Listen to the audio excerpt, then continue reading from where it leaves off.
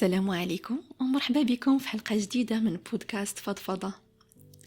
عرفت راسي غبرت بزاف. هاد البودكاست كنت درتو على قبل أنني نتحدى راسي ونحاول نستمر في الإلقاء، ولكن كان أن هاد الشيء ماشي بهاد السهولة. واخا هكاك ها أنا باقية معاكم وكنحاول قدر المستطاع. بالنسبة لحلقة اليوم اختاريت هاد الموضوع اللي هو الامتنان، بمعنى كيفاش أنك تحمد الله وتآمن بالخير والجزء العامر من الكاس وتكون إيجابي بالرغم من الظروف اللي ممكن تكون صعيبة.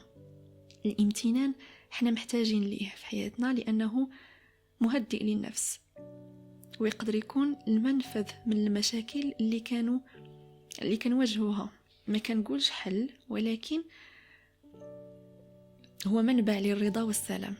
غنحاول أنني نهضر اليوم على كيفاش نقدروا نعيشوا الامتنان في كل تفاصيل الحياة، وكيفاش ممكن يكون العمل ديالك ولا الضغط اللي كتعيشه يوميا نعمة كتستحق الحمد. وعلاش بعض المرات إلا ما بغيتش أنا نقول في أغلب الأحيان كنسى ونقول الحمد لله بصدق. الامتنان ماشي أنك تقول خصنا نحمد الله وتهز كتافك كأنها حاجة ما عندهاش أهمية.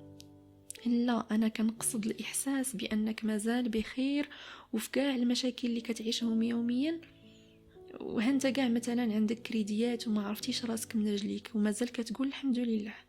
هانت طلعت ليك الخدمة في راسك وعيتي لأقصى حد ما علم بك غير الله ومازال كتقول الحمد لله. وانت ولا انتي اللي مريضة أو شي حد في عائلتك مريض والدنيا كحالت في عينيك وواخا هكاك مازال كتقول الحمد لله. الحمد لله ماشي حيت ما بقى عندك ما يتقال او لا حيت كتاخد عليها حسنات. الحمد لله حيت كلك يقين ان هذه مرحلة وغتفوت. الحمد لله حيت روحك محتاجة الاطمئنان، محتاجة السلام. الحمد لله حيت بها كيتحقق الرضا.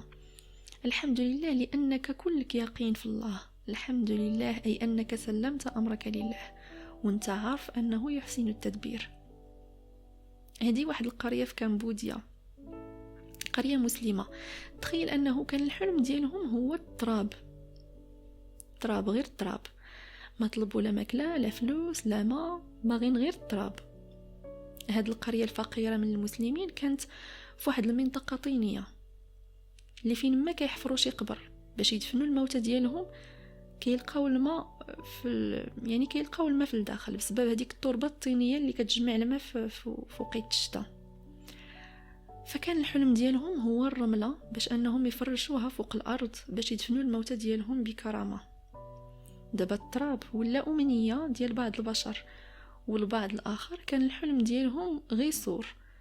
هذه واحد القرية أخرى كانوا الحلم ديالهم أنهم يدوروا سور على القبور ديالهم، حيت الكلاب والزواحف هجمت على شي قبورة وخرجت الجثث من القبر ديالهم. ففي نظرك كيفاش كان الشعور ديالهم وهما كيشوفوا حبابهم ما لقاو الراحة حتى في قبورهم؟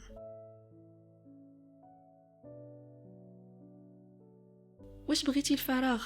طلعت ليك الخدمة في راسك. أنا عارفة أن ضغوطات العمل لا تطاق، وزملاء العمل البعض ديالهم ما كنقولش كلشي ما مخلينكش مرتاح، لكن خصك تعرف أن هذه غير ابتلاءات من الله باش أنك تقرب منه. خليها سبب باش أنك تقرب ليه ماشي تبعد منه.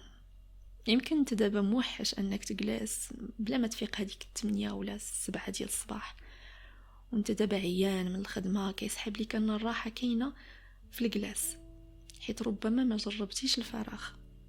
وهذا الشيء من رحمة الله. خاصك تعرف أن الأطباء كينصحوا بالعمل باش يعالجوا واحد النوع ديال الأمراض اللي كيسببها هذا الفراغ واللي بدورو كيسبب في الاكتئاب. العلاج بالعمل هو تخصص طبي كيستخدم العمل كعلاج لبعض الأمراض الجسدية والنفسية، حيث كتبدل الكيمياء الحيوية للجسد ملي كيكون العقل مشغول في العمل.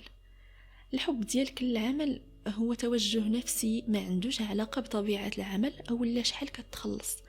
في البداية كيكون العمل بالنسبة لك هو سبب البهجة والسعادة، ومع المدة كيدخل في القائمة ديال الروتين وكيولي من بعد مصدر شكوى وسخط. خبراء ريادة الأعمال والقيادة بينت لهم الإحصائيات أن 83% من العاملين ما كيبغيوش خدمتهم كيف ما بغى يكون هذا الخلاص اللي غيتخلصوا به. فتوصلوا لواحد المبدأ بسيط جدا واللي خبرنا به قائدنا الأعظم قبل 1000 سنة، سيدنا محمد صلى الله عليه وسلم قال: إن الله يحب إذا عمل أحدكم عملا أن يتقنه. وانت ملي كتقن العمل ديالك كيف ما بغى يكون كتولي كتحس بالأهمية ديالك وكترضى على راسك، وهذا الشيء كيجيب لك تقدير الذات، وكن أكيد أنك غتولي تبغي العمل ديالك.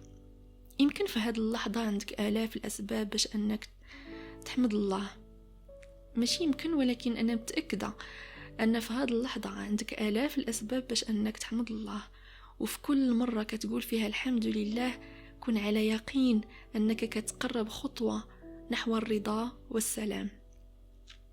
كنت معكم من زها، كنتمنى نكون خفيفة على قلوبكم.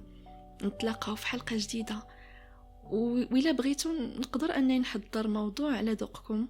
إلا بغيتوا أنني نهضر على موضوع معين خليوه لي في التعليقات. مع السلامة.